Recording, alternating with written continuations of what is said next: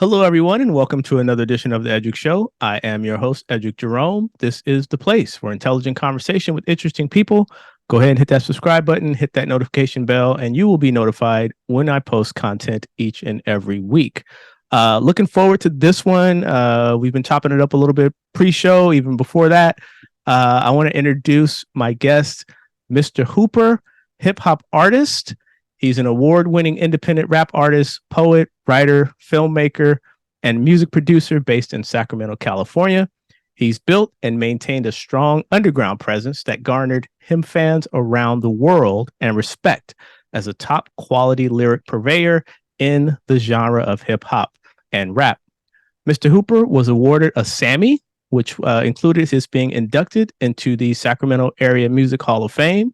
He blends consciousness, introspective, and life stories. His multi-lyrical style is relatable to a broad and diverse audience. And I am pleased to welcome Mr. Hooper to the Educ Show. How you doing, man?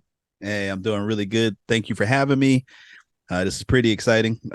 After we met, just knowing that you're from Parkchester Village, and I know that's going to come up in the conversation. Yes, sir. But, right away, man, it was something that drew me in, and I'm happy you having me on, and just looking forward to whatever we discuss, man. Parkchester touches the world, man. Parkchester touches the world. We'll get into that. We will get into that. Well, let's start out. Let's start at the beginning.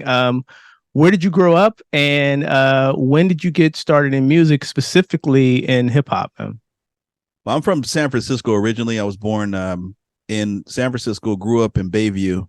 My brother P. Swain was a DJ. He was like the neighborhood DJ. He DJ'd all the parties, and so I was getting into hip hop, although I didn't know it because I was so young.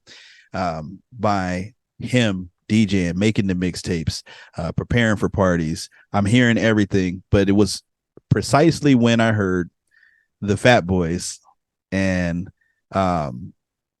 specifically Buff, the Human Beatbox, that I wanted to be involved in hip hop. I started out as a beatbox. That's all I wanted to do was beatbox. And I practiced, not only Buff style, but Dougie Fresh style with the all of that, did all of that stuff, and mastered it and just tried to be a part of a crew that way. But then a little bit later, about 1986, I heard Check Out My Melody by Rakim. And once I heard that poetic flow, that jazzy flow of Rakim and the way he put words together, I was on the pen from that day forward. I've been rapping ever since. That's how I got started.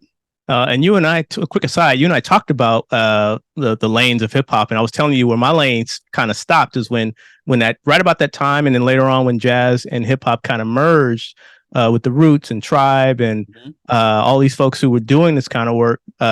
That's kind of where I stayed, and it just spoke to me. So, What was it about beatboxing that drew you in? Was it just the physicality of it, or was it just something like it was just inspiring to you?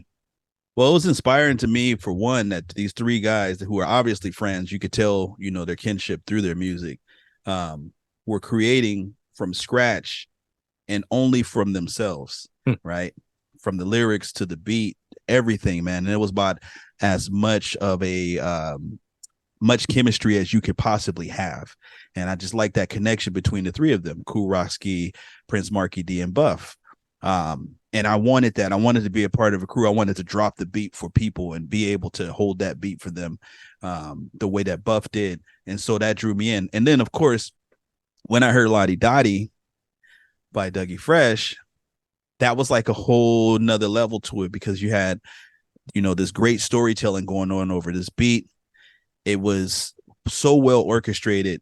I just felt like, okay, I don't know anyone around me who has a beatbox, but I know rappers. I know people who are trying to rap.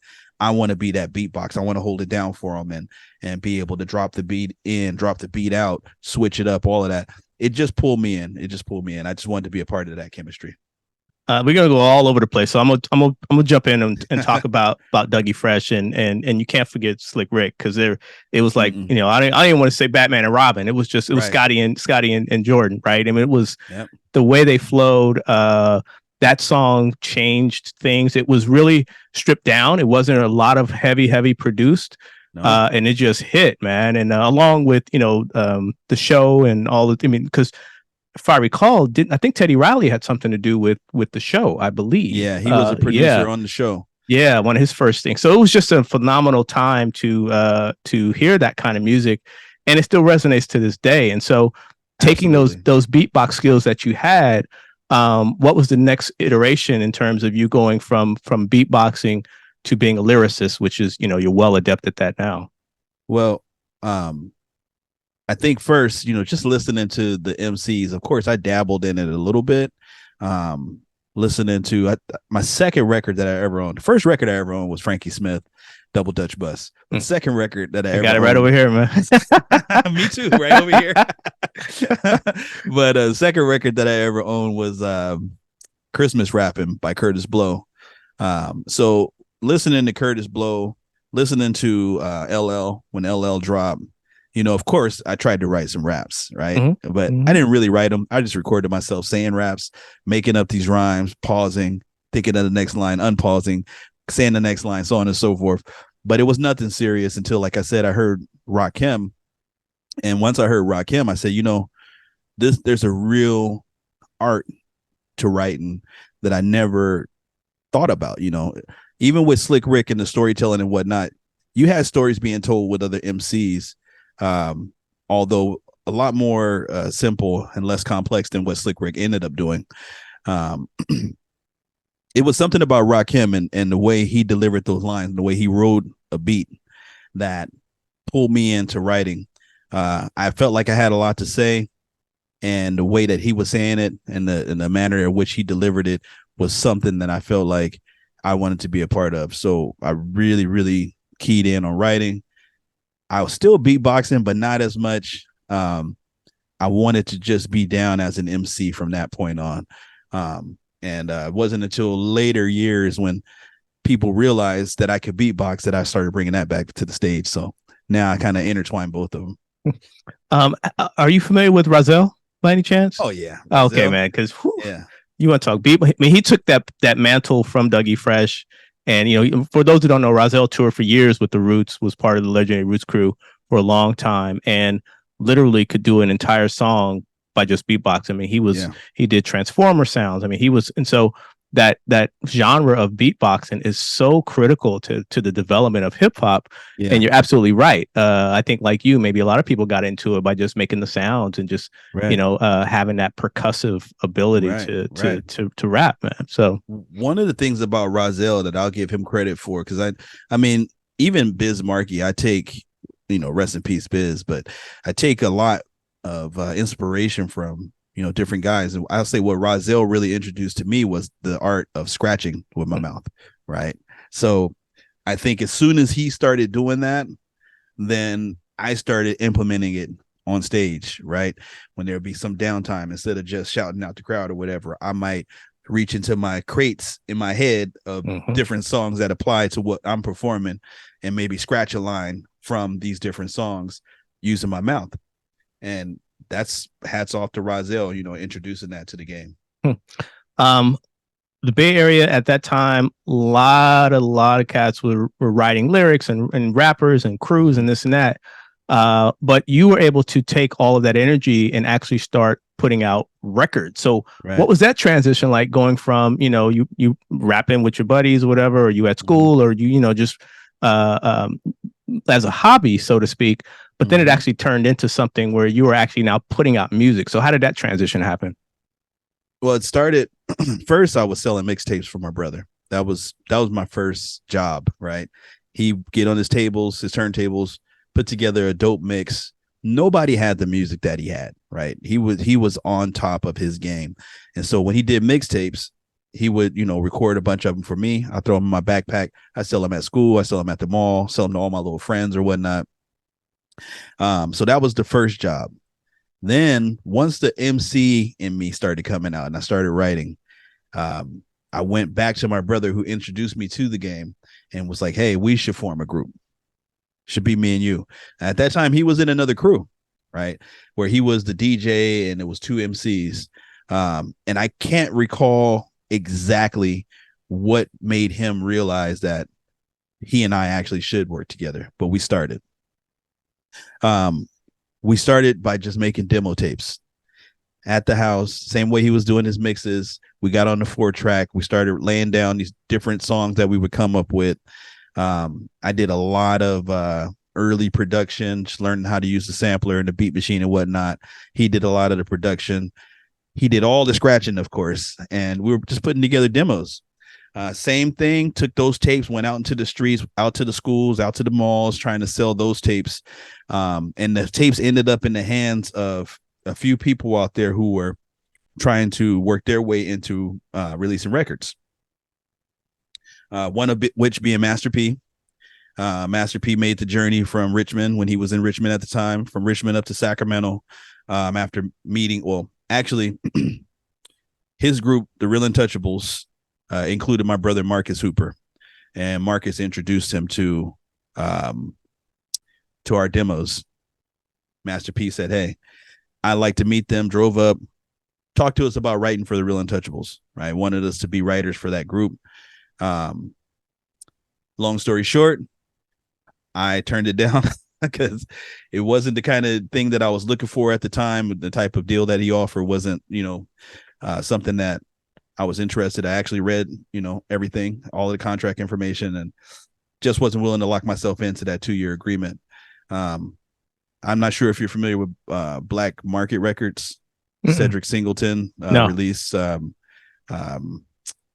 He released Brother Lynch Hung. If you've heard of Brother Lynch Hung, another artist from the Sacramento area, we were one of the first groups that he actually approached when he was starting that label, right? And again, wanted to sign us. A couple other labels wanted to sign us, but nothing was really, just reading through this contract, nothing was really speaking to me as something that I should lock myself into. Mind you, I was like 14 years old. You read my mind because I have a question formulating about that, but I'll get to that in just a second. I'm like 14 years old and I'm reading contracts and I'm listening to every word that comes out of their mouth. Like, is this really a deal? Like, wow, is this kind of stuff people are signing? And not saying anything against those brothers. They was trying to build something, right? But at the same time, it wasn't something that I had considered. And so what they were introducing was something new to me that I had to really, really think about. And so me and my brother, we would talk through it. And at a certain point, I was like, man, if we're going to be broke, why not just put out our own stuff? Then you got nobody to blame. We just do it. So we recorded at a local studio, real professional quality album called Real Brothers. That was the name of our group, Soul Controllers. And that album took off, man. It got so much love. But that was the first one. We dropped a cassette. When we dropped a cassette, it was November 91. So I was 16. All right. That's where it started. My first album dropped 32 years ago. Yep. And I haven't stopped since. That was the only album that we dropped as a group. And then shortly after that, I was solo. I think I started releasing my own solo music in 95. If you had the foresight at 14, 15 years old to actually be able to discern what's a good deal and what's not a good deal, obviously you had some folks, some people around you, whether it was family or someone who was savvy. So how did you get that type of perspective at that age when most young people are like, give me the pen. Where do I sign? Can I sign right now? But there was something in you. Was that just from family? Was that your influences? Where did you get that foresight, man?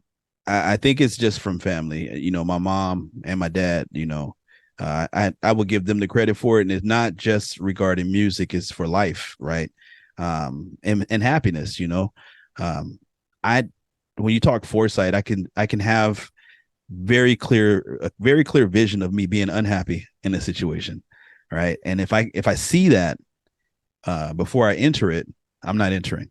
Like I feel like, and I still feel like to this day, there's no use in me entering a situation where I know I'm going to end up mad at somebody. Right. And I try to avoid it at all costs. So if I feel like that's what I'm doing just to do it, and I'll probably end up frustrated and upset with somebody and not getting paid and, in a fight, there's other routes. I don't have to settle just to take that half step forward. There's full steps that I could take. It might take longer, but I don't mind. Now, during those years, the Bay Area was, I mean, we're in the 50th year of hip hop. New York's getting a lot of attention. Some people feel New York's getting too much attention because leaving out the South, it's leaving out, down in LA and what was going on down there. But I don't know if the Bay Area is getting its just due. So I do know that the African American Museum and Library of Oakland, they recently unveiled their hip hop Bay Area hip hop archive in celebration of 50th anniversary. So, from your perspective, man, looking at 50 years and focusing on the Bay Area, who were some of those, 2 or 3, either artists, groups, whatever, that you feel really put the Bay on the map? Because again, I don't think the Bay Area gets enough love in terms of the hip hop world, and it seems to be very East Coast focused. And maybe there's a reason for that. Well, I think in terms of the celebration, if I can start there, I think every region needs to have their own celebrations. New York has given itself its attention. So you can't hate on New York for doing that. If the Bay Area has 50-year of hip hop events and celebrations, they will get love. No doubt. And in terms of, those who put their imprint on hip hop, I'll start with the person who used to actually work with a producer right across the street from my house when I was a kid in Bayview. The producer's name was Silky C, Chris Wayne, also from Bayview. And he had this artist that was always over there. And everybody would always say, oh, he's over there. But at the time, me being, 6, 7, 8, 9 years old, I didn't care. I didn't know who he was. He wasn't Run DMC. It wasn't, all of these people who I saw on records, but it was Too Short. Too Short, he really, really was on his grind from day one. Like from the time that I knew about hip hop, I knew about the name Too Short, right? Now, he wasn't famous. At the time, I think he had just got with 75 Girls and started releasing music through that record label. Everything wasn't super polished. Everything wasn't, the greatest cover or whatever, but it was him. It was his imprint. He made his imprint on hip hop. I remember his song Wild Wild West is what really made me start paying attention to him, because it actually made me realize I was in the West. So, I didn't look at it East Coast, West Coast as a kid. I just was like, oh, this is hip hop, right? This is good music right here. And then when he said Wild Wild West, and he, came with that line, once upon a time, there lived a man in the place that's known as East Oakland. He really set the scene for there is a West Coast brand of hip hop, and we have a style as well, right? Yeah, love to New York, but we have something as well.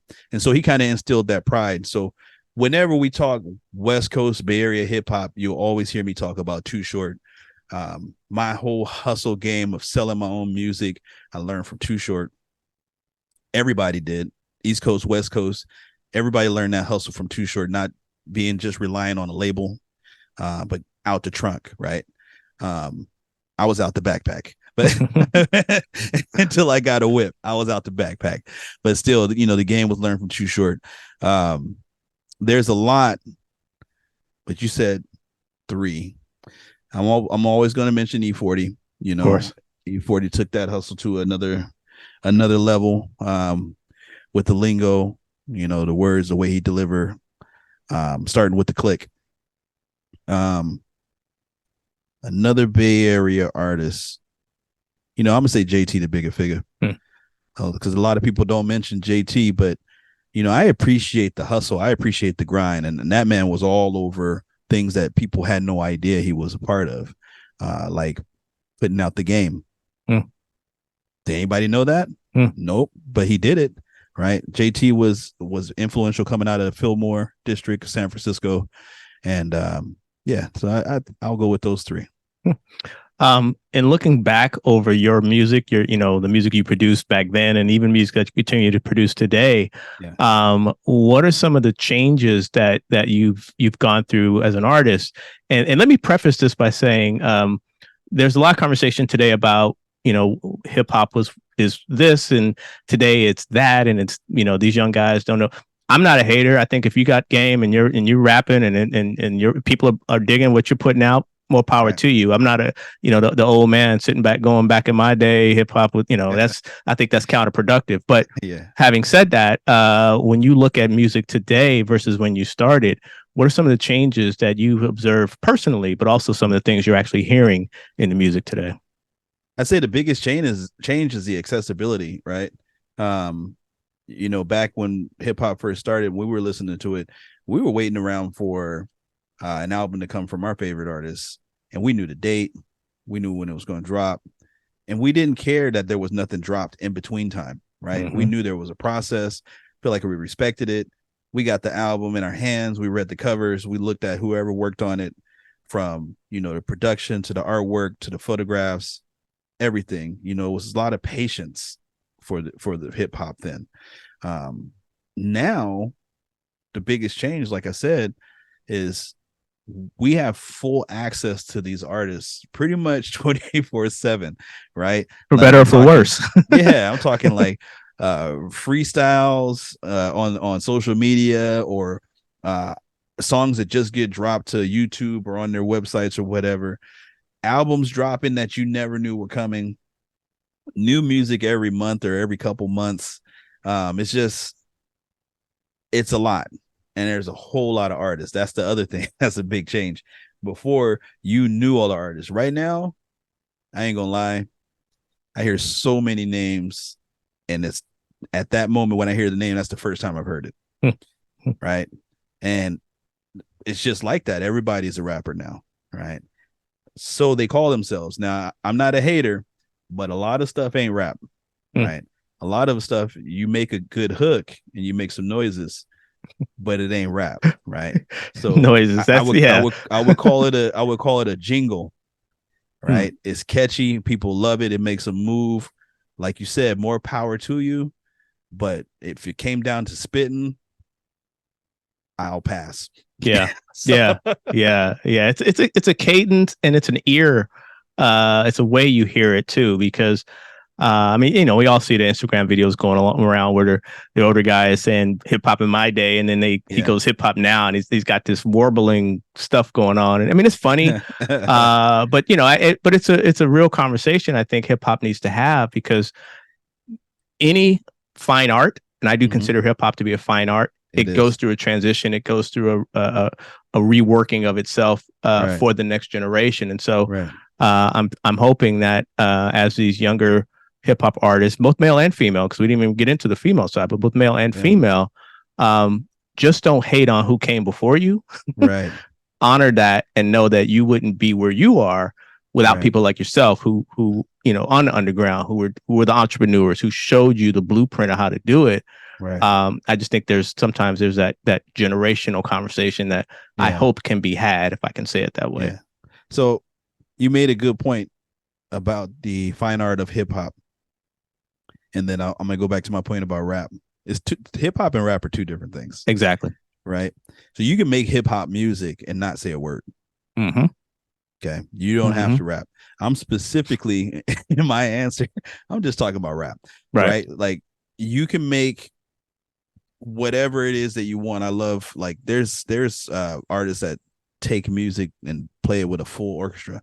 Yeah. And it's very much hip hop. It's very much boom bap, right? But it's so full, it's so beautiful. No words. Yep. I love it. Yep. Shout out to Sly Fifth Avenue. That's a brother that's doing it, man. Sly Fifth Avenue. He's doing orchestral hip hop. He did a retrospective of Dr. Dre's work about a year or so ago. So for you youngsters out there, Sly Fifth Avenue is doing exactly what you're saying. I'm gonna have to check that out, because I love when people do that. And some of the new stuff, like I said, I won't call it necessarily rap. I just feel like there needs to be a different branding for it. Right. It's definitely hip hop is still part of our culture. It's still something that we have to offer the world, not just hip hop fans, but the world, because everything is so commercialized now. Everyone's capitalizing on this fine art. Right. So with that, like I said, I just wouldn't call everything rap. Yeah. Yep. Rakim, he rap. Mm-hmm. Yeah. Yeah. Yeah. So. Yeah, I to me, Rakim is the one who and I'm gonna say like kind of calmed it down because hip hop was LL, and you had to be animated and you had to be at the top of your voice now and rock. DJ runs Exactly. my name, Jam Master J is right, everything and grunting and all that, right? yeah. But Rakim smoothed it out.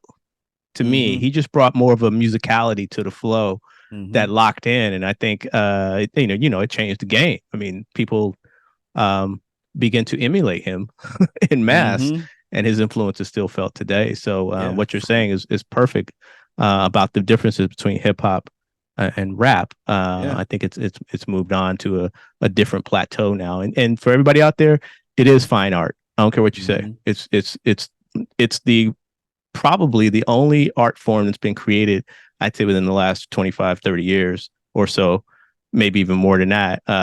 That's actually something new in terms of popular music, but we can go down a rabbit hole there and talk all day. Let me get back to your career now. So you're putting out music, you're doing your thing, but then at some point you went through a rebranding. You changed your name because you were Crazy Ballhead. I was Crazy Ballhead, and then you went to Mr. Hooper. So tell me about that transition, because that's probably challenging for artists, especially if they've developed their brand. To change your brand. And so what was that process like, and what made you want to do that? So like you said, I was Crazy Ballhead for 20 years. That's a long time to be under a name and then all of a sudden change. So it was nerve-wracking. It was a lot of thought. But to be honest, I had went through some personal losses at the time, one including my best friend and publicist and just all around supporter, and also my father, Virgil Hooper, passed away. They both passed away in the same year. So, I had a time where I wasn't really writing. I wasn't really putting out music, and I just was not feeling it that much. Right. But the only thing that brought me back was the rebranding, was the decision to move forward with creating this new legacy under my name, my father's name, my grandfather's name of Hooper. Right. And doing that name proud and doing something that will always exist in that name. So about 2014, I made the change. Like I said, it was 20 years in. People thought I was crazy. Some people got it right away. Some people, they knew I was making an announcement. I did it on Super Bowl Sunday. They thought I was going to retire because I had been going for so long. And they're like, oh man, this guy's retiring. And Super Bowl Sunday at halftime, I released this video. I let it be known, going forward, I'll be Mr. Hooper. And it was slow going at first. People stuck on Crazy B. I'm like, you can call me whatever you want. Call me whatever you want, as long as you still calling me. But yeah, everything going forward, we'll say Mr. Hooper, and that's what I will represent. And I'll say, since becoming Mr. Hooper almost 10 years ago, things are different. I didn't think they were, but things are different. My approach to music has changed. I think the appreciation of my audience has changed. Yeah, and I feel like, I have a greater purpose in what I'm doing now with this, under this new name. I can't just throw anything out there because I'm trying to rep the name, Exactly. I want to get to the entity and how we met, which is the Sacramento National Film Festival, which just took place a couple of weeks ago. But before I get to that, we talked a little bit about Parchester Village, and I was sharing with you that years ago we were writing the history of Parchester Village, where I grew up, and where your grandfather, Mr. Virgil Hooper, was one of the folks that I used to actually study at his feet, meaning that he would talk to us about the history of Parchester and how it came to be, and just being African American in this particular place and time from the 50s on, and this and that. But talk to me about your grandfather, Mr. Virgil Hooper, who and I was going to share some audio recordings we did of him back in the day that you can share. But talk to me about that man, because he was an entrepreneur. He was a community leader. He was an organizer. Everything he did was for the betterment of our people. And it was men like that, like him, and Mrs. Hooper as well, who set the table for me to come and be a leader in Parchester as well. So talk to me about your grandfather, Mr. Virgil Hooper, because he was one of a kind, man.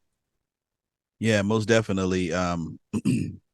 Definite entrepreneur. 45 years, Hooper Shoe Repair, and Hooper Shoe Emporium. Spent a long time on University Ave in Berkeley, with his shoe repair shop, an outlet for Black concerts, and selling the tickets, and collecting shoes for the March on Washington. Um, just all around, man. Definitely part of that community. But what he meant to me was the history, man. Like he's part of my appreciation for history. There was not a time that I go around my grandfather that he would not share some story with me that opened my eyes and actually made me see this world for what it truly is, or how far it's come. Um, One of the funniest things that he ever told me was how he and his friends used to gather around the transistor radio when it was introduced, Hmm. and stand there and look at the radio because they could see the transistors on the inside, and they were waiting for the people to poke their heads out from behind the transistors. because, because how are these voices coming out of this thing? But things like that, he so openly shared, and I just, like you said, sat at his feet. I was a student, always a student, always trying to learn. But those are things I never would have thought of, right? Mm-hmm. Like we take this this phone, and I know what came before it, right? But I only go back so far. Right. I never think about what it was like to see a radio come into the home for the first time, just a radio, Mm-hmm. right? Mm-hmm. Or what it was like to meet someone who had indoor plumbing. How does that work? Right. For him asking these questions as a kid, and then remembering these stories and educating me on things, I think a lot of that, those conversations shape the type of stories that I tell, and the type of pictures that I try to paint, because everybody doesn't know what I'm talking about. I come from a different time, right? So, yeah, he was an incredible guy. A lot of pride. Always had words to share. Always had some time to educate, if you were willing to listen. Some of the records in this collection back here are from his collection. He gave them to me as the only one in the family he thought would truly appreciate them, and he was right. Um, um, but yeah, I mean, he's sorely missed. Think about him often. Same with my grandmother. She was another one. She knew everything about you guys in Parkchester Village, and she probably talked about you to me before. Probably. Right. Because that's just who she was. She was proud of everybody in the neighborhood. She knew everyone. She knew their children. She knew what jobs they had, what professions they went into. She knew all the stories. She sat at her kitchen table or her dining room table, and she had that phone less than 2 inches away from her, and she answered it, and she got the 411 on everything, and she kept us all informed. She was a hub of that community. Yeah, it was just nice running into you at the Sacramento Film Festival, and just in an instant we just, that connection. It's like, oh, you Parkchester, oh, okay, because Yeah. I saw our film and we refer to Parkchester in our film, and then we just had that conversation, man. And so I just thank you and your family, man, because they were so important as I was becoming a man, and I had family, and just listening to Mr. Hooper, and a lot of men like Mr. Hooper, including my own Right. father and others out there. Yeah. These men endured quite a bit just so that They you did. and I can sit here and chop it up on this internet right now. So That's right. we want to thank them for all the sacrifices and that they went through just to make a better life for all of us. So shout out to Mr. Virgil Hooper. Yeah, Good no man. doubt. Good man. So I wanted to shout out, you talked about him being an entrepreneur, and I mentioned the shoe repair shop, Hooper Shoe Repair. He also taught inmates the craft of being a cobbler, repairing shoes. trying to basically give them some type of skill that they can come out of prison and be able to apply in society, in society, in the society. Sorry, but another thing that he did is he created his own grill. I don't know if you even knew that. I remember. Yeah, he mentioned that. Did he was patenting it or trying to get a patent for it? Is that? He was trying to. He did Yeah. get part patent. It was Yeah. it had to do with the exhaust on the grill. Right. Right. It was something specific that he came up with. But then he also had his own herbs and seasonings. So they were called Right Up. And yeah, he was all over the place. Like he really, like he knew his barbecue was on point, and he knew it was something that that he could sell, and he really started working that. But the incredible thing to me is that he started working that later, way later in life, right? It wasn't like he had been doing this since he was a young man. He was at a point where a lot of people were just slowing down, and he was ramping up, right?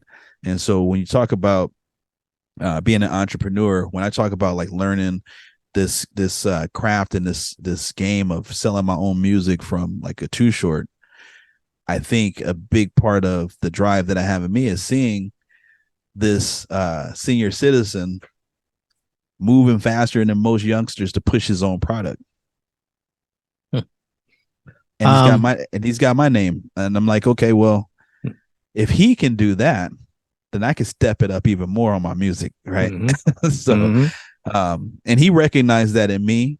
Something that he truly appreciated was my hustle, how, you know, I didn't stop. I didn't rely on anyone to really do anything for me, but I would make it happen. And somehow or another, I keep showing up with another album or another single or whatever it was. And yeah, he appreciated that. He appreciated that. Let me now fast forward to the present, where we were introduced at the Sacramento Film Festival, which I mentioned, which happened about 2 or 3 weeks ago. Right. And congratulations, you were there. Your video, Center of Turin, was screened, and you actually took home the award for best theme song at the Sacramento Film Festival this year. Shout out to Martin Anaya and Vincent D. Miles for all the things that they helped us with getting our film and other films. And just, it was a great festival. I've been to a few of these now, and this was a really strong festival. And I am honored to have been a part of that festival with all of such great artists.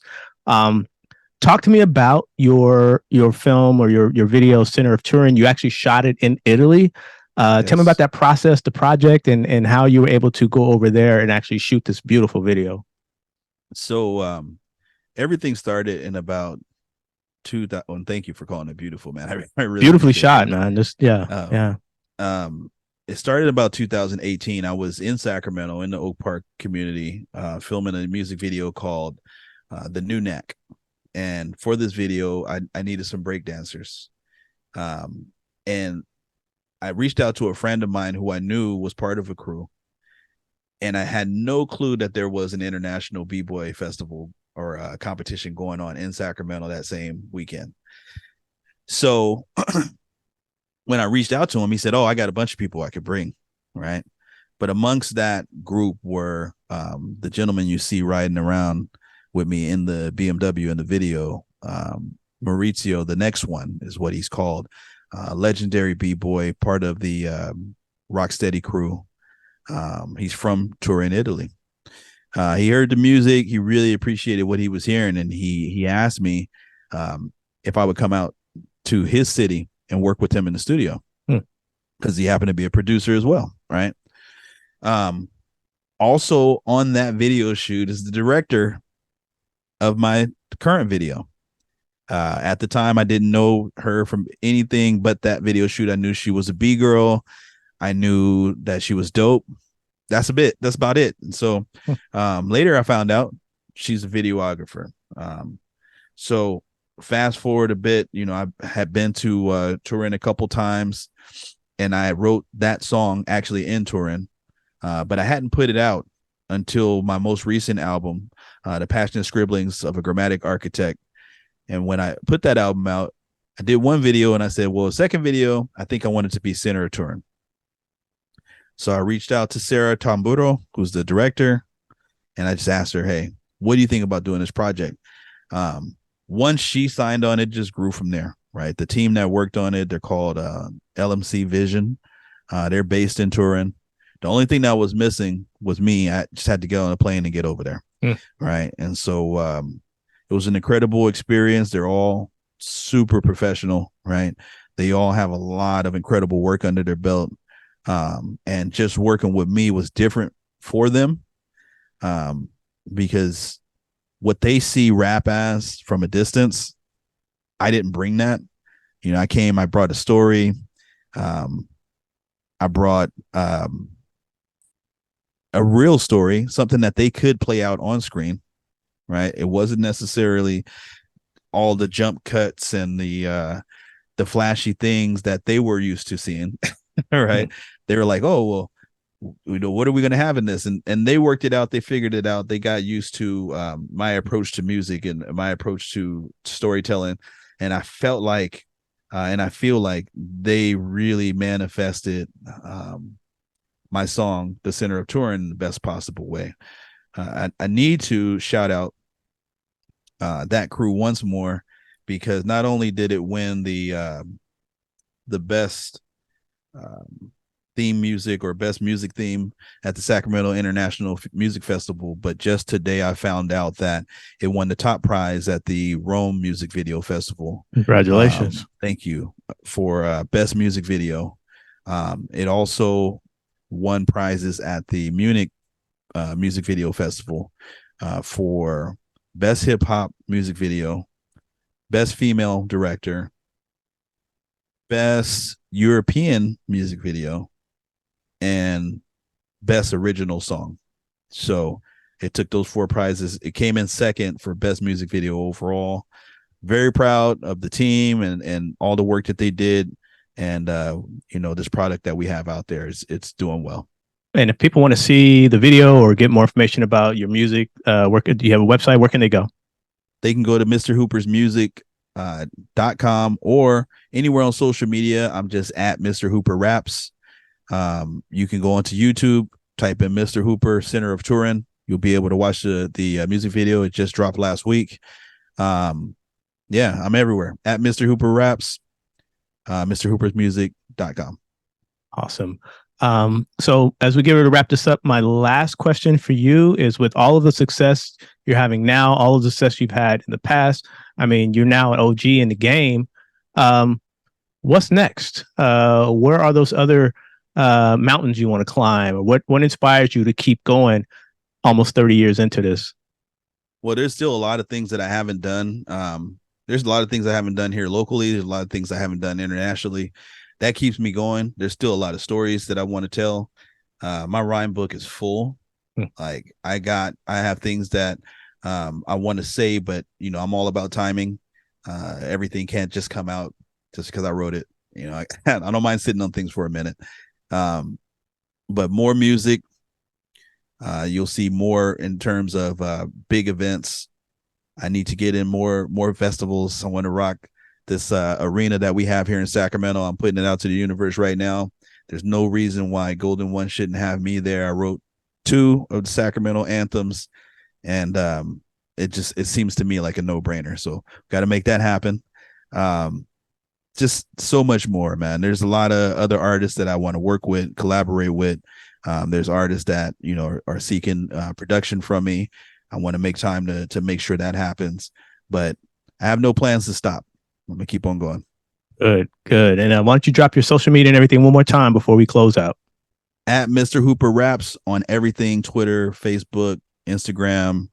I don't know, whatever else is out there is all at Mr. Hooper Raps. And then my website is mrhoopersmusic.com. Awesome. Well, the universe has a way of putting people together and putting them in spaces where they can connect. And I'm thankful for the universe for putting you and me in that space in the Sacramento Film Festival where we just talked and hit it off. I'm proud of you, man. I'm proud to be able to speak to your grandfather, who was such an important man. You're doing it, man. Internationally, you're taking hip hop to the world.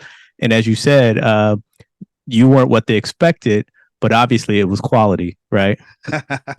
Yeah, so, they're not mad at all. They're right not on. Mad at all. I wish you could have been there at that first production meeting where they're just like, what kind of car are we gonna have, and what, Uh, you know? And I'm like, look, man, it's about the story. It's about the story. It's not about all of that flash. It was fun, though. It was fun.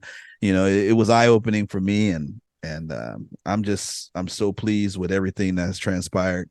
Likewise, meeting you, I thought that was incredible. If I could just say one more thing, when they showed the video at the Sacramento International Film Festival, they showed your film next. right. That was so incredible to me. And I told you at the time, because my dad was weighing so heavy on my mind going into that. The type of story that I'm telling in this song is the type of story that he told me in 1985 would make an artist last forever. And he was saying that specifically about LL Cool J when he put out I Need Love. And I was hating on it so hard. He told me, you don't know music. This man will be around forever. I only write the type of stories like that I do, like The Center of Turin, because of my father, Virgil Hooper, telling me that is what the people need. So, got to say that. And then for your movie to come up right after they premiere that video and right away mention Parkchester Village, I'm not going to lie, man, brought a tear to my eye, man. I just said, wow, if there's not something universally happening here to send me a message specifically that I'm on the right track, I don't know what's going on.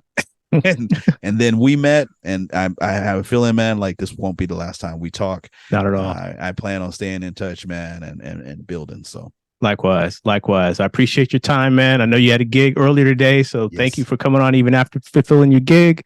I appreciate it, even down in your wind down time. I really appreciate you taking the time to come on the Edric Show today. Yeah, no doubt. Thanks for having me. You're very welcome. This has been another edition of the Edric Show. I am your host, Edric Jerome. My guest has been Mr. Hooper, award-winning rapper, international hip-hop artist whose videos are winning awards, not just in here in Sacramento, but also all over the world. I want to thank him for sharing his talent with the world.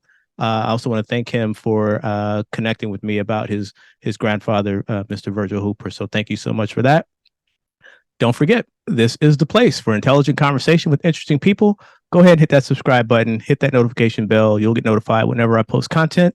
I want to thank you for tuning in, and I will catch you on the next episode.